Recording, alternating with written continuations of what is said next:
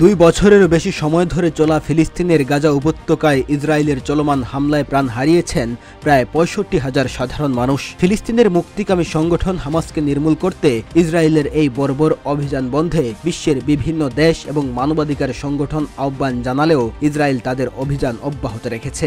এবার সেই যুদ্ধ বন্ধে উদ্যোগ নিয়েছেন যুক্তরাষ্ট্রের প্রেসিডেন্ট ডোনাল্ড ট্রাম্প।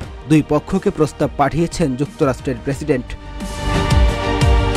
মার্কিন প্রেসিডেন্টের দেওয়া প্রস্তাবের কয়েকটি অংশে সম্মতি জানিয়েছে দেশটির সশস্ত্র স্বাধীনতাকামী সংগঠন হামাস। তবে প্রস্তাবের কিছু গুরুত্বপূর্ণ বিষয় নিয়ে আরও আলোচনার প্রয়োজন আছে বলে মনে করছে সংগঠনটি। ডোনাল্ড ট্রাম্প তার দেওয়া প্রস্তাবের জবাব দেওয়ার জন্য রবিবার পর্যন্ত সময় বেঁধে দিয়েছিলেন। তবে সংগঠনটি শুক্রবার ট্রাম্পের ২০ দফা পরিকল্পনার বিষয়ে তাদের পরিকল্পনা জমা দিয়েছে বলে জানিয়েছে কাতার ভিত্তিক সংবাদ মাধ্যম আল জাজিরা।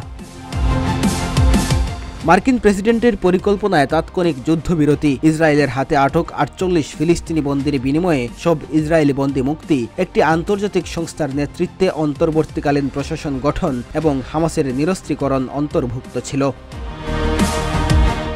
হামাস তাদের জবাবে জানিয়েছে তারা সব বন্দী, জীবিত ও মৃতদেহ সহ প্রস্তাবিত বিনিময় সূত্রে মুক্তি দিতে রাজি। এছাড়া তারা গাজা প্রশাসন ফিলিস্তিনি টেকনোক্র্যাটদের একটি কমিটির হাতে তুলে দিতে সম্মত। তবে এটি আন্তর্জাতিকভাবে চাপানো বোর্ড অব পিস এর পরিবর্তে ফিলিস্তিনিদের জাতীয় ঐক্যমত্য গঠিত হওয়া উচিত বলে মত দিয়েছে।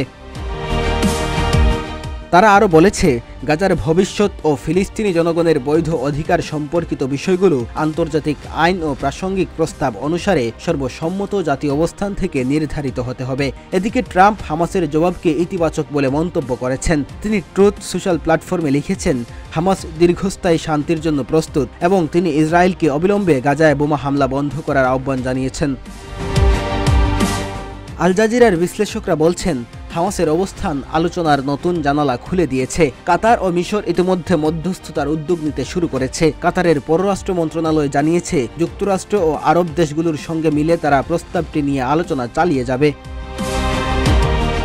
হামাসের জ্যেষ্ঠ নেতা মুসা আবু মারজুক স্পষ্ট করে জানিয়েছেন তারা বোর্ড অব পিস ধারণা মেনে নেবে না, অর্থাৎ ফিলিস্তিনিদের নিয়ন্ত্রণের জন্য কোনো অফিলিস্তিনি সংস্থাকে তারা কখনোই মেনে নেবে না। তবে তারা বলছেন যুদ্ধ বন্ধ হলে তারা সব ইসরায়েলি বন্দীকে মুক্তি দিতে রাজি এবং ট্রাম্পের সঙ্গে আলোচনা করতেও প্রস্তুত। এদিকে শনিবার ভোরে দেওয়া এক বিবৃতিতে নেতানিয়াহুর কার্যালয় জানায়, যুদ্ধের অবসান ঘটাতে এবং ট্রাম্পের দৃষ্টিভঙ্গির সঙ্গে সামঞ্জস্য রেখে ইসরায়েলের নীতি অনুযায়ী কাজ চালিয়ে যেতে প্রেসিডেন্ট ট্রাম্প ও তার দলের সঙ্গে পূর্ণ সহযোগিতায় কাজ করবে তারা। তবে এমন বিবৃতির পরও ইসরায়েলি বাহিনী গাজায় অভিযান অব্যাহত রেখেছে। স্থানীয় সূত্র জানাচ্ছে তারা দূরনিয়ন্ত্রিত বিস্ফোরক যান ব্যবহার করে গাজা সিটির বহু এলাকা ধ্বংস করছে। ডেস্ক রিপোর্ট, রূপালী বাংলাদেশ।